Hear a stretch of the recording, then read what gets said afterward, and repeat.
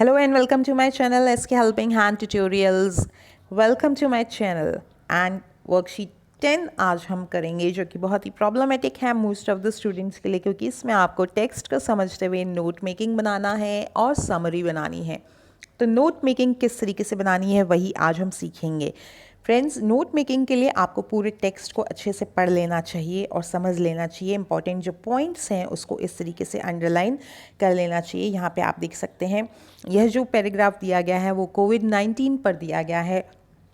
तो ये किस तरीके से फैला, कितने देशों में यह फैल गया और WHO का क्या रोल रहा, यह सब इसमें बताया गया है। तो देखिए, जब हम नोट्स मेकिंग बनाते हैं तो पहली चीज़, जो भी हमारे पास पैराग्राफ दिया हुआ होता है उसके हमें 3 या 4 सब हेडिंग्स में हमें डिवाइड करना है। हेल्थ इमरजेंसी सिचुएशन, ठीक है। सबसे पहले क्या हमारे सामने इमरजेंसी सिचुएशन आई, कब आई, यहाँ पे आपको 2019 लिखना है। 2019 लिखिएगा। सिंस दिसंबर 2019 मोर फैटल देन इन्फ्लुएंजा पेंडेमिक, इसका हमने किससे कंपैरिजन किया कि ये इससे पहले जो महामारी फैली थी 1918 में फैली थी, यह उससे भी अधिक घातक थी। फिर उसके बाद ये कहाँ पे ओरिजिनेट हुई, आप देखिए इसके अंदर 3 सब पॉइंट्स हैं। ओरिजिनेट कहाँ पे हुई थी ये, एज इनक्यूरेबल निमोनिया, इसकी पहचान तब हुई जब लोगों में निमोनिया बुखार होने लगा और उसका इलाज नहीं हो रहा था, तो लगा कि ये कुछ नया वायरस के कारण जो है ये फैला है। और कहाँ पे हुआ, सबसे पहले हुबई, वुहान, चाइना में, ठीक है। और जूनोटिक ट्रांसमिशन, अब जूनोटिक ट्रांसमिशन जो है ये किस तरीके से हुआ, यानी जीवों से।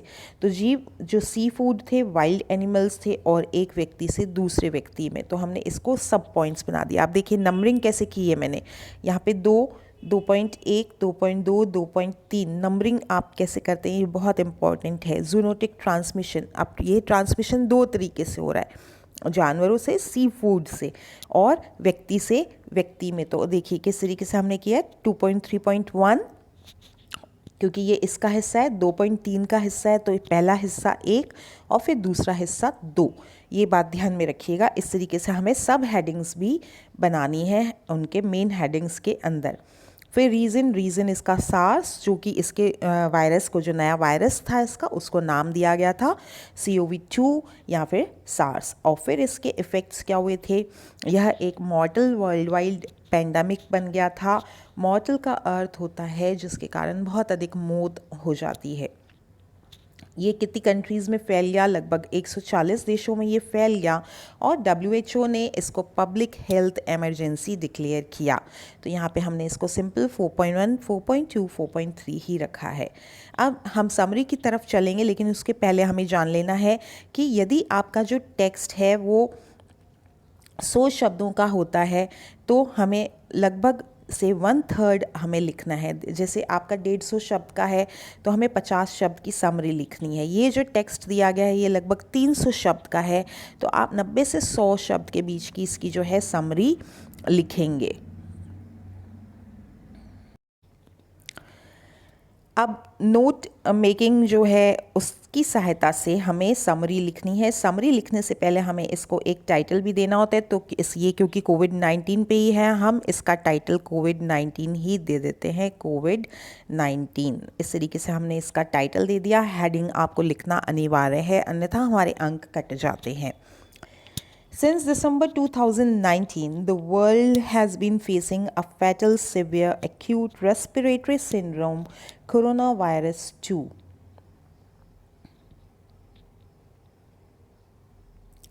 जिसे कि SARS CoV-2 भी कहा गया है।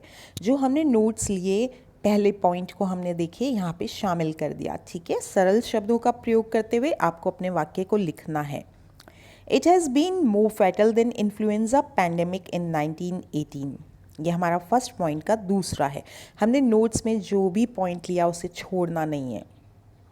The virus originated from a zoonotic transmission from seafood and wild animals.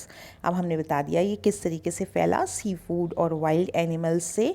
It was first noticed in incurable pneumonia patients, और सबसे पहले कहाँ पे पाया गया, जो कि निमोनिया पेशेंट्स थे उनमें, क्योंकि उनका इलाज नहीं हो पा रहा था।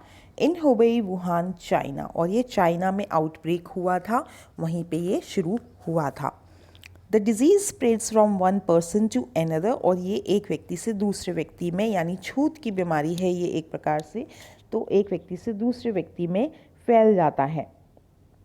The new virus is named SARS-CoV-2 by WHO, ये इसका नाम दिया गया था। सिवियर एक्यूट रेस्पिरेटरी सिंड्रोम इसका फुल फॉर्म था। It has become worldwide pandemic, महामारी बन चुका ये, and the virus has struck 140 countries, ये हमने नोट्स में शामिल किया है कि 140 देश इससे प्रभावित हुए थे। WHO has thus declared it public health emergency of international concern, और इसीलिए WHO ने इसको जो है public health emergency of international concern जो है घोषित किया है।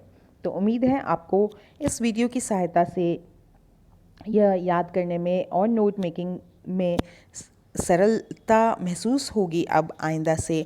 परंतु आपको एक बात ध्यान रखनी है स्टूडेंट्स की आपकी वोकैबुलरी, शब्द ज्ञान अंग्रेजी का स्ट्रॉन्ग होना चाहिए। अभी भी आपके पास बहुत वक्त है, आप प्रयास करते रहिए।